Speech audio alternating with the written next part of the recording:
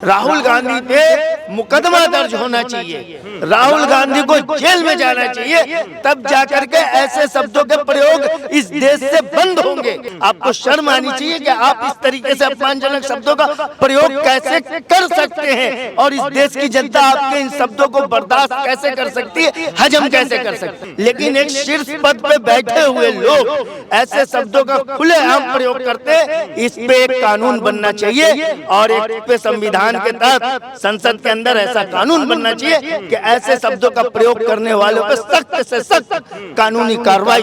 हमें राहुल गांधी गिरफ्तार होने चाहिए, बिल्कुल होना चाहिए, उन पे मुकदमा लगना चाहिए कि ऐसे शब्दों का प्रयोग उन्होंने माननीय प्रधानमंत्री जी के लिए कहा है। क्या वो कहेंगे कि हम भारत के भारतीय हैं? ऐसे शब्दों का वो प्रयोग कर रहे हैं। ऐसे शब्द तो हम आपस में एक दूसरे के साथ प्रयोग नहीं करते हैं। और हमारे प्रधानमंत्री जो शीर्ष पद पे संवैधानिक पद पे बैठे हुए, उनके लिए ऐसे अपमानजनक शब्द कहने वाले लोग अभी तक आजाद कैसे घूम रहे हैं? हमें राहुल गांधी गिरफ्तार होने चाहिए, बिल्कुल होना चाहिए, उन पे मुकदमा लगना चाहिए कि ऐसे शब्दों का प्रयोग उन्होंने माननीय प्रधानमंत्री जी के लिए कहा है। तो देश की आज संस्कृति क्या रहेगी? देश के अंदर जो हम सोचते हैं कि लोगों में आपसी भाईचारा हो, एक सम्मान पूर्वक एक दूसरे का सम्मान हो, वो कहाँ से रहेगा जब शीर्ष के नेता इस तरीके से अपमानजनक शब्दों का प्रयोग करेंगे? तो पहले ऐसे लोगों पे कार्रवाई होनी चाहिए, राहुल गांधी पे मुकदमा दर्ज होना चाहिए, राहुल गांधी को जेल में जाना चाहिए, तब जाकर के ऐसे शब्दों के प्रयोग इस देश से बंद होंगे जो एक दूसरे पे हमेशा लगातार लोग करते रहे। राहुल गांधी जेल में जाएंगे तो फिर से देश का लोकतंत्र खतरे में आ जाएगा, फिर से ईडी और सीबीआई जो है सो गाली सुनेगा। लोकतंत्र न कभी खतरे में था, न है, न आने वाले समय में रहेगा।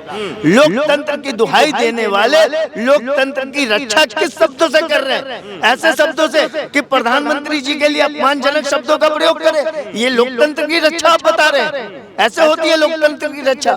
लोकतंत्र की रक्षा होती है एक दूसरे का सम्मान करना, एक दूसरे का आदर करना।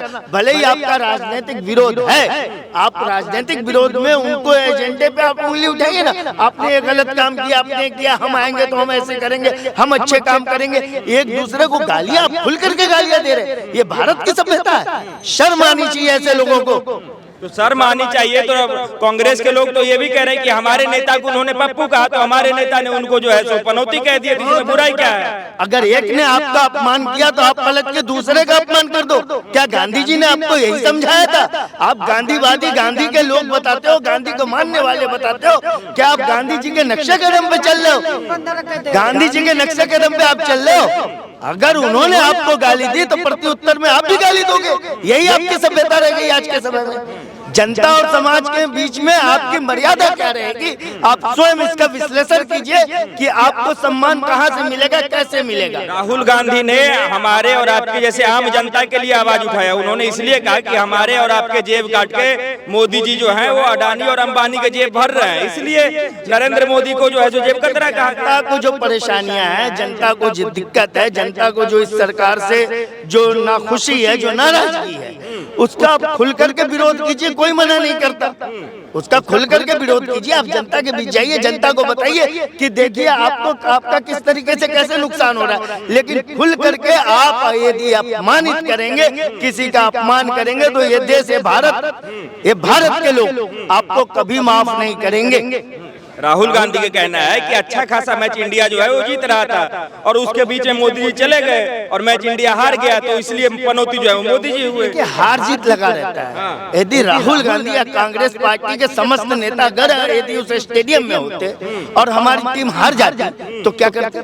आप अपने ऊपर इल्जाम लेते कि हम जो शब्दों का प्रयोग उन्होंने प्रधानमंत्री जी के लिए किया, क्या उन शब्दों का प्रयोग खुद वो अपने लिए करते कि हम ये हैं? हम तो ऐसे शब्द अपने मुंह से निकाल भी नहीं सकते भाई। ये समाज है, हमारा देश है। हम किसी अपने भाई बंधु, अपने किसी भी मिलने जुलने वाले साथी को ऐसे शब्दों से, ऐसे अपमानजनक शब्दों से इंगित भी नहीं करते हैं और न करना चाहते हैं। लेकिन एक शीर्ष पद पे बैठे हुए लोग ऐसे शब्दों का खुलेआम प्रयोग करते हैं। इस पे एक कानून बनना चाहिए और एक पे संविधान के तहत संसद के अंदर ऐसा कानून बनना चाहिए कि ऐसे शब्दों का प्रयोग करने वालों पर सख्त से सख्त कानूनी कार्रवाई। राहुल गांधी को माफी मांगना चाहिए जिस तरीके से लोग कह रहे हैं। बिल्कुल माफी मांगना चाहिए, अपने शब्दों को वापस लेना चाहिए, माफी भी मांगना चाहिए। और जो भी देश के अंदर कहीं भी कोई उंगली उठती है या कहीं अपमानजनक शब्दों का प्रयोग होता है, उसके लिए भी आपको विरोध में खड़े होना चाहिए। आप देश के नेता हैं भाई, आप भी आने वाले कल के आप भविष्य हैं। आपको अपने भविष्य, अपने देश की चिंता नहीं है, आपको अपने लोगों की चिंता नहीं। जिन लोगों के बीच में आप जा करके अपने बारे में, अपनी पार्टी के बारे में इस तरीके से प्रचार करते हैं, आपको शर्म आनी चाहिए कि आप इस तरीके से अपमानजनक शब्दों का प्रयोग कैसे कर सकते हैं और इस देश की जनता आपके इन शब्दों को बर्दाश्त कैसे कर सकती है, हजम कैसे कर सकती है। आपने कहा कि माफी मांगना चाहिए, लेकिन राहुल गांधी कह रहे हैं कि भाई हम माफी वीर नहीं है, माफी वही मांगता है जो डर जाता है, हम डरने वालों में से नहीं है। देखिए आपने गलती की है, आपने गलती की है, आपको अपनी गलती स्वीकार करनी पड़ेगी। कहीं न कहीं आपने गलती की है। एक ऐसे शब्द का, एक ऐसे सम्मानजनक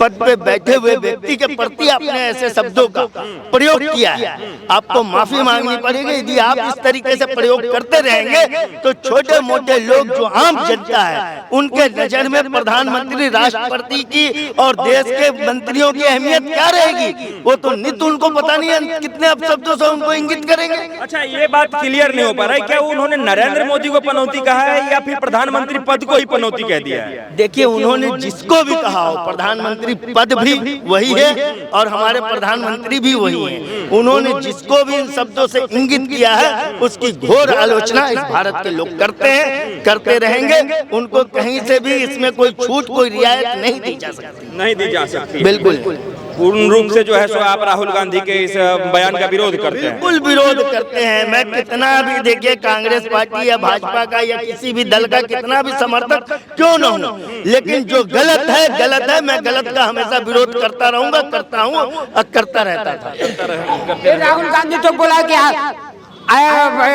राहुल गांधी का पिताजी को किसने मारा था, ये बताइए? आतंकवाद ने मारा था ना। आइए प्रियंका बोले कि मेरा पिताजी शहीद है, आइए आज आतंकवाद का ही समर्थन कर रहा है। आप फिलिस्तीनियों का समर्थन कर रहा था ना, तो ये लोग तो आतंकवादी खुद है। आइए लोग क्या देश चलाएगा, ये भी तो देखिए। ये देश में प्रधानमंत्री के बनने के लायक है? आपके प्रधानमंत्री पनौती हैं, राहुल गांधी ने खुले मंच से कहा। उल्टा उल्टा, ये तो खुद मंद बुद्धि का आदमी है, खुद अपने मंद बुद्धि का है। वो एक कहाँ से पीएम बनेगा, ये भी तो बताइए। ठीक है सर, देश का असली पनौती कौन? राहुल गांधी है। राहुल गांधी है? हाँ तो क्या, वो तो कह रहे कि नरेंद्र मोदी है। राहुल गांधी है। हम लोग नरेंद्र मोदी को जेब कतरा भी कह रहे हैं राहुल गांधी। वो बोलेगा ही, विपक्ष बोलेगा ही। ऐसा ये लोग का ये है, फिलिस्तीन का समर्थन कर रहा था ना सर, आज कौन जीता? फिलिस्तीन हार रहा है ना। राहुल गांधी कैसे पनौती है देश का? पनौती नहीं है, विदेश में जाकर बोलता है इंडिया में रेप हो रहा है। बताइए, तो पनौती नहीं है। आप संसद में किस मार रहा है, ऐसा आदमी प्रधानमंत्री के लायक है? ये भी तो बताइए। ठीक है, आइए कुछ लोगों से और बात करते हैं। देश का असली पनौती कौन? राहुल गांधी खान। कैसे? सर आपको दिखता नहीं है हर चीजों में ये हमास का सपोर्ट करने वाले, फिलिस्तीन का सपोर्ट करने वाले, ये देशभक्त होंगे। इनको जब भी पनौती है, जब भी तो राम मंदिर में नहीं बुलाया जा रहा है, इनको राम मंदिर में नहीं बुलाया जा रहा है। ये सबसे बड़ा पनौती है। हमारे सबसे बड़े देश के हीरो प्रधानमंत्री मोदी जी है। मोदी जी को जेब कतरा कहा गया है। जेब कतरा ये खुद ही लगता है सर, शकल देखो ना। और सामा बिन लादेन की दाढ़ी लगती है इसकी, देखा?